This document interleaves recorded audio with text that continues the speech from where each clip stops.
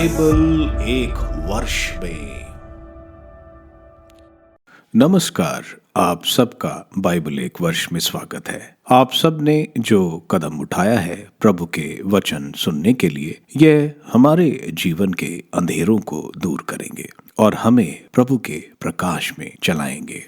आज हम प्रेरित चरित का अध्याय 24, तोबित के ग्रंथ का अध्याय 6, यूदुत के ग्रंथ का अध्याय 5 और स्रोत ग्रंथ का 12वां स्रोत सुनेंगे।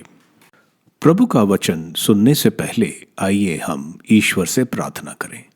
हे प्रभु, हम आपका वचन सुनने वाले हैं। हमारे मन की आंखें खोलें और हमें आध्यात्मिक प्रज्ञा दें ताकि हम आपको जान सकें और आपके वचन के अनुसार अपना जीवन जिए। यह हम मांगते हैं आपसे प्रभु यीशु के नाम, आमीन। प्रेरित चरित अध्याय 24। 5 दिन बाद प्रधान याजक अननियास कुछ नेताओं और तिरतुल्लुस नामक वकील के साथ कैसरिया पहुंचा। उन्होंने राज्यपाल के सामने पौलुस के विरुद्ध निवेदन पत्र प्रस्तुत किया। पौलुस को बुलाया गया और तिरतुल्लुस यह कहते हुए उस पर अभियोग लगाने लगे, महामहिम फेलिक्स महोदय, हम हार्दिक कृतज्ञता के साथ यह स्वीकार करते हैं कि हम आपके कारण अपार शांति में जीवन बिताते हैं और आपकी दूरदर्शिता से हमारी प्रांत में हर तरह की ओर हर जगह उन्नति हो रही है। मैं आपका अधिक समय नहीं लेना चाहता। मेरा नम्र निवेदन है कि आप हमारे 2 शब्द सुनने की कृपा करें। हमारा अनुभव है कि यह व्यक्ति उपद्रवी है। यह दुनिया भर के सब यहूदियों में फूट डालता और नाजरी संप्रदाय का एक नेता है। यह मंदिर अपवित्र करने की चेष्टा भी कर रहा था कि हमने इसे गिरफ्तार किया। आप इससे पूछताछ कर इन सब बातों की सच्चाई का पता लगा सकते हैं जिनके विषय में हम उस पर अभियोग लगाते हैं। यहूदी यह कहते हुए तिरतुल्लुस का अभियोग का समर्थन किया कि ये बातें सही हैं।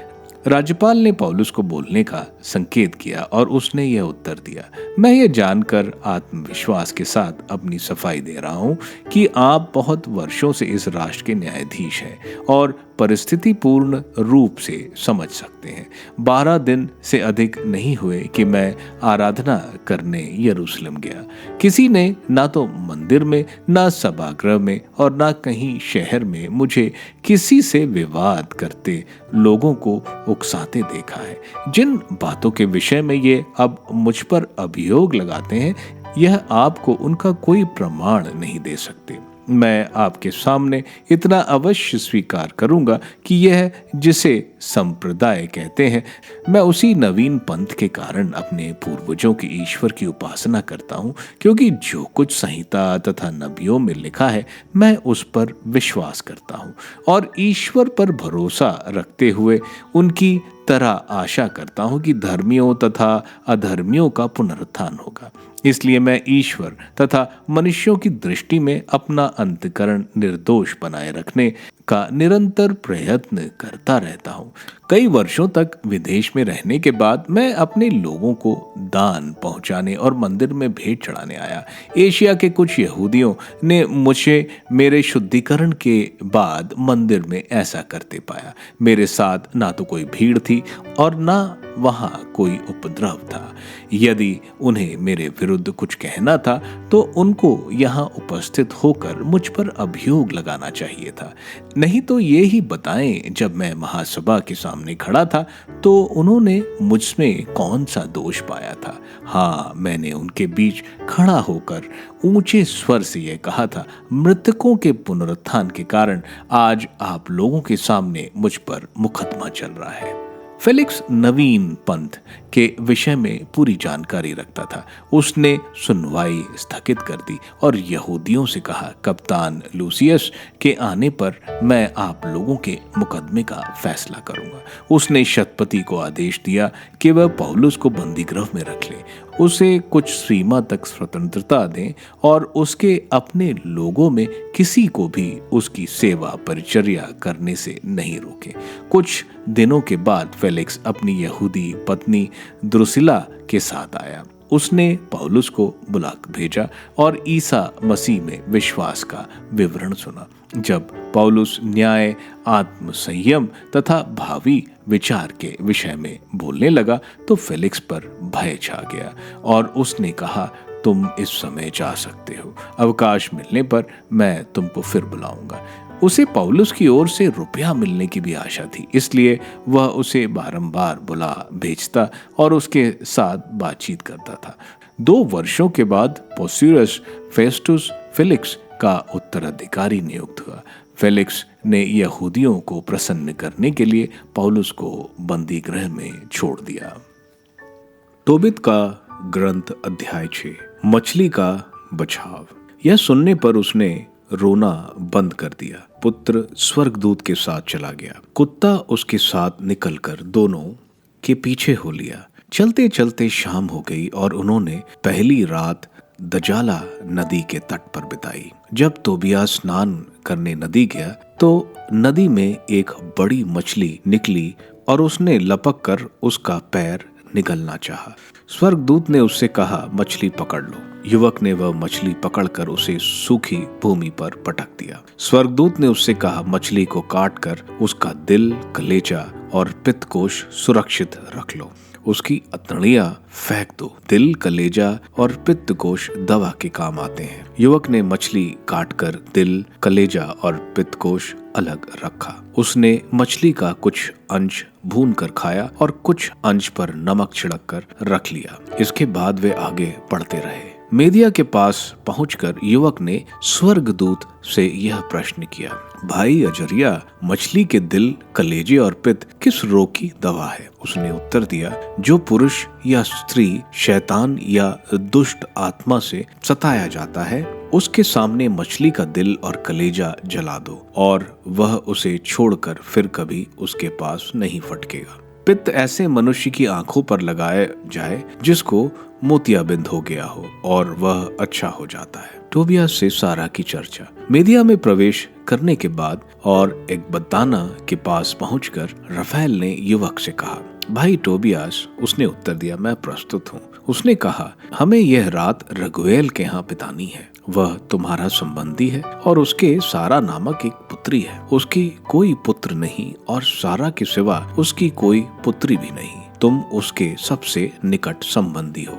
तुमको उसके साथ विवाह करने और उसके पिता की संपत्ति का पहला अधिकार है। कन्या समझदार, स्वस्थ और बहुत भली है। उसका पिता उसे बहुत प्यार करता है। उसने फिर कहा, उचित है कि तुम उसे स्वीकार करो। भाई मेरी बात सुनो, मैं इस रात उस कन्या के विषय में बातचीत करूंगा जिससे उसके साथ तुम्हारा विवाह निश्चित हो जाए। हमें रागे से लौटकर उससे तुम्हारा विवाह करेंगे। मैं जानता हूँ कि वह उसे तुमको देना अस्वीकार नहीं करेगा। वह जानता है कि यदि वह उसे अन्य पुरुष को देगा तो वह मूसा की संहिता के अनुसार मृत्युदंड का भागी होगा, क्योंकि यह उचित है कि किसी भी अन्य मनुष्य की अपेक्षा तुम्हें उसकी विरासत और उसकी पुत्री प्राप्त हो। अब मेरी बात मानो, हम इस रात उस कन्या के विषय में बात करें और उसकी मंगनी तुमसे कराएं। रागे से लौटकर उसका विवाह संस्कार संपन्न करें और उसे अपने साथ तुम्हारे घर ले चलें। इस पर टोबियास ने रफाएल से कहा, भाई अजरिया, मैंने सुना है कि उस कन्या का विवाह क्रमशः 7 पुरुषों से हो चुका है और कमरे में रात को सभी की मृत्यु हो गई है। उसके पास अंदर आते ही सबकी मृत्यु हो गई है। मैंने कुछ लोगों को यह कहते सुना कि पिशाच ने उनका वध किया है। मुझे डर लगता है पिशाच उसको प्यार करता और उसे नहीं सताता है, किंतु जो उसके पास जाना चाहता उसका वध कर देता है। मैं अपने पिता का एकमात्र पुत्र हूँ। कहीं ऐसा ना हो कि अपनी मृत्यु के शौक के कारण मैं अपने माता पिता की मृत्यु का कारण बनूं। उनके कोई और पुत्र नहीं जो उन्हें दफनाए। स्वर्गदूत ने उससे कहा, क्या तुम को अपने पिता का आदेश याद नहीं? उन्होंने तुमसे कहा कि अपने पिता के कुटुंब की किसी कन्या से विवाह करोगे। भाई अब मेरी बात सुनो, उस पिशाच की चिंता मत करो और सारा से विवाह कर लो। मैं जानता हूँ कि वह इस रात तुम्हारी पत्नी हो जाएगी। तुम उस मछली के दिल और कलेजे का कुछ अंश लोबान के साथ जलते धूपपान पर रखकर कमरे में प्रवेश करो। पिशाच उसकी गंध सूंघकर भाग जाएगा और उसके निकट फिर कभी नहीं आएगा। उससे प्रसंग होने से पूर्व ही तुम दोनों पहले उठो और प्रार्थना करो, जिससे स्वर्ग का प्रभु तुम दोनों पर दया करे और तुम्हें स्वास्थ्य प्रदान करे। डरो मत, यह अनंत काल से निश्चित किया गया है कि वह तुम्हारी होकर रहेगी। तुम उसे स्वास्थ्य करोगे और वह तुम्हारे साथ जाएगी। मुझे विश्वास है कि तुम्हें में उससे पुत्र उत्पन्न होंगे जो तुम्हारे भाइयों का अभाव पूरा करेंगे। तुम चिंता मत करो। जब टोबियास रफेल की बातों से यह जान गया कि वह उसकी बहन और उसके पिता के कुटुंब की है, तो वह उसको बहुत प्यार करने लगा और उसका हृदय उसके प्रति आकर्षित हुआ। यूदित का ग्रंथ अध्याय 5। अहियोर का निवेदन। असूरी सेना के प्रधान सेनापति होलीफेरस को यह सूचना मिली कि इजरायली लोग युद्ध की तैयारी कर रहे हैं। पहाड़ी घाटियों में जाने वाले रास्ते बंद कर रहे हैं, प्रत्येक पर्वत शिखर की किलाबंदी कर रहे हैं और मैदान में घात लगाए बैठे हैं। यह सुनकर वह आग बबूला हो उठा। उसने मोआब के सब सामंतों, आमोन के सेनाध्यक्षों और तटीय प्रांत के सब क्षत्रपों को एकत्रित कर उनसे कहा, कनानियों, मुझे बताओ कि वह कौन सी जाति है जो पहाड़ों पर रहती है और वे कौन से नगर हैं जिनमें वह निवास करती है। उसकी सेना कितनी बड़ी है और उसका सामर्थ्य और शक्ति किस बात में है। उसकी सेना का नेता और राजा कौन है और पश्चिमी देशों के निवासियों में क्यों अकेले वह मुझसे मिलने नहीं आए। इस पर सारे अम्मोनियों के नेता अहियोर ने उससे कहा, यदि मेरे स्वामी मुझे अपने दास से जानना चाहे तो मैं इन पहाड़ों में आपके सामने रहने वाली इस जाति के विषय में आपको सच सच बताऊंगा। आपके दास के मुंह से कुछ भी झूठ नहीं निकलेगा। यह जाति खलदेइयों की एक शाखा है। यह पहले मेसोपोटामिया में बस गई थी। यह अपने पुरखों का मार्ग छोड़कर स्वर्ग के उस ईश्वर की आराधना करने लगी थी जिसका ज्ञान इसे प्राप्त हुआ था। इसलिए वहां के लोगों ने इसे अपने देवताओं के सामने से भगा दिया था। इस पर यह मेसोपोटामिया जाकर बहुत दिनों तक वहां रही। इसके ईश्वर ने इसे आदेश दिया कि यह अपना निवास स्थान छोड़कर कानान देश जाए। यह वहां बस गई और इसने बहुत सा सोना, चांदी और पशुधन प्राप्त किया।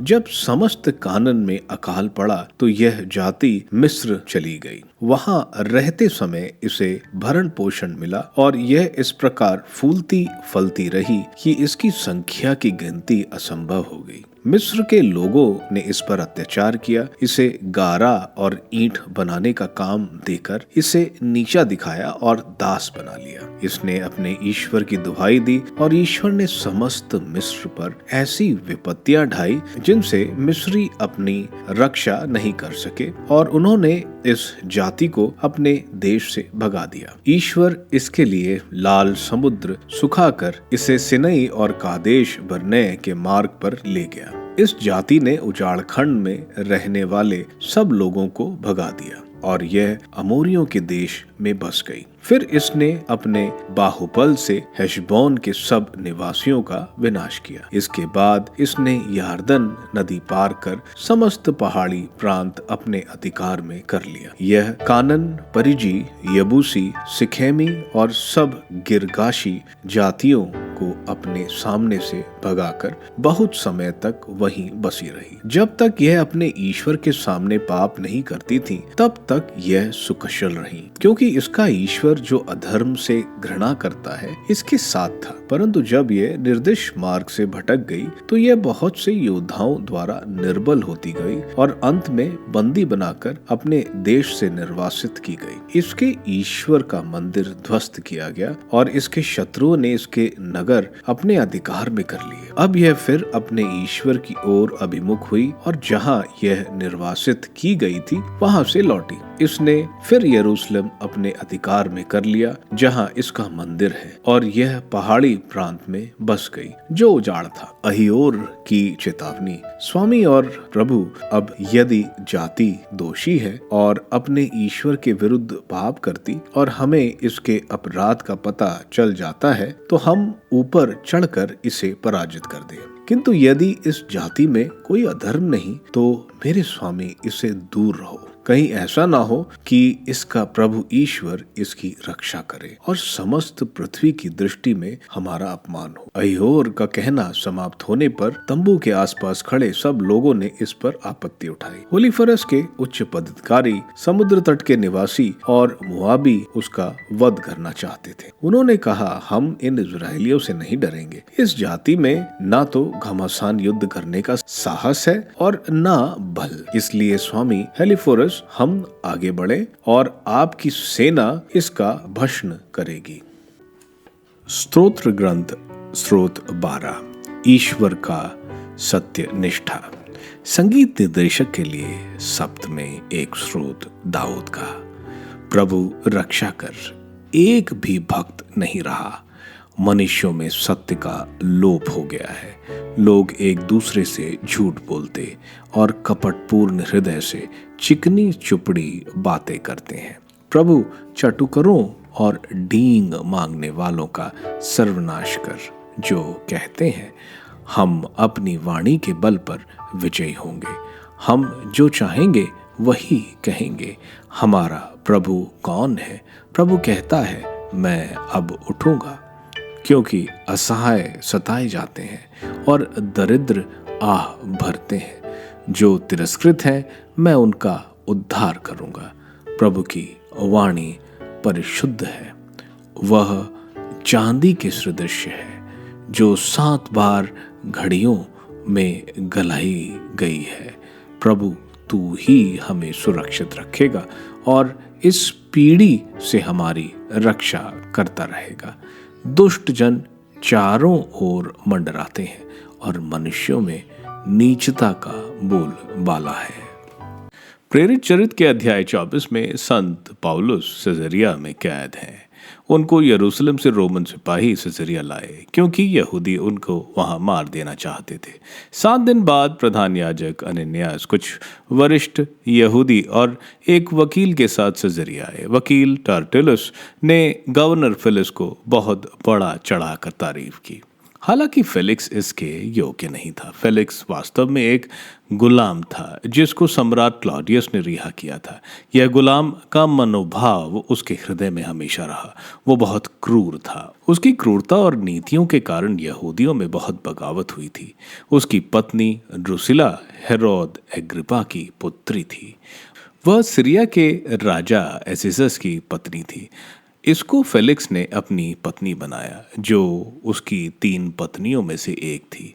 टार्टेलियस 3 चार्ज संत पौलुस के खिलाफ लगाता है कि संत पौलुस ने यरूशलेम में दंगा करा रहे हैं।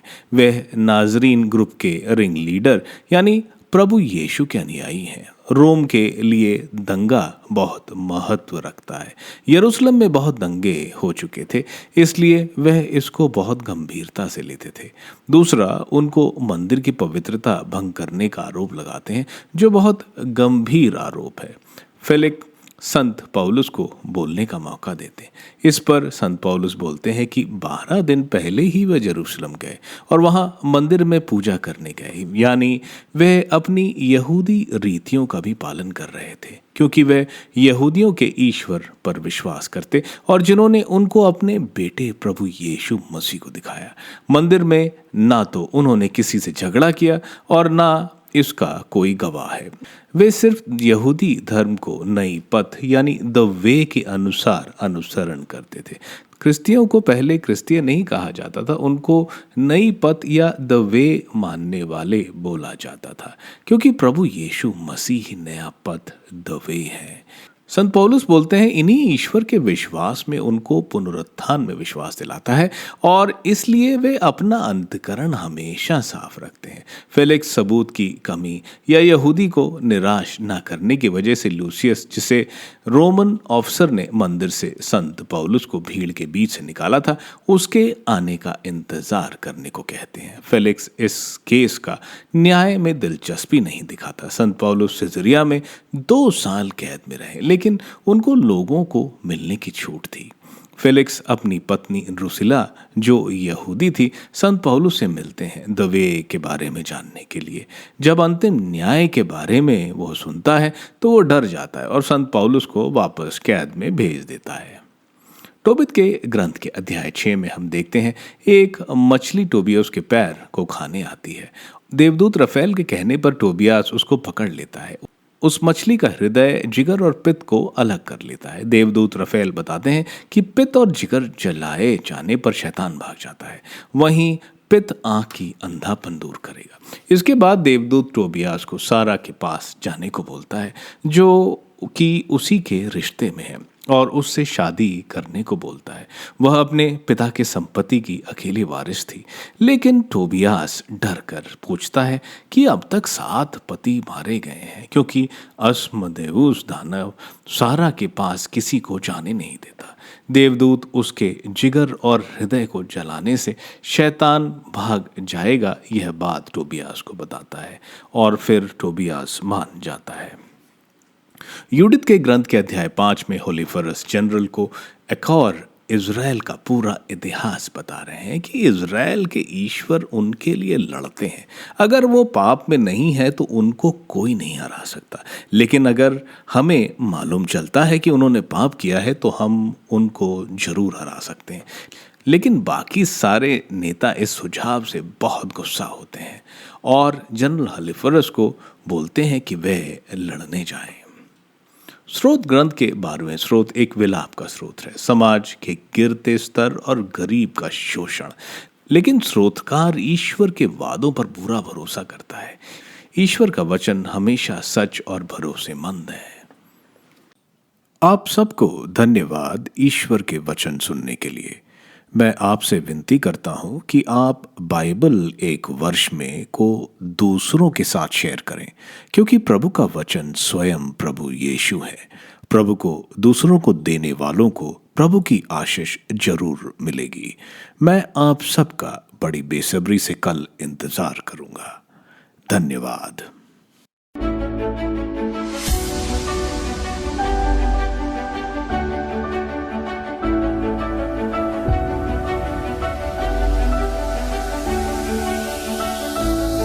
बाइबल एक वर्ष में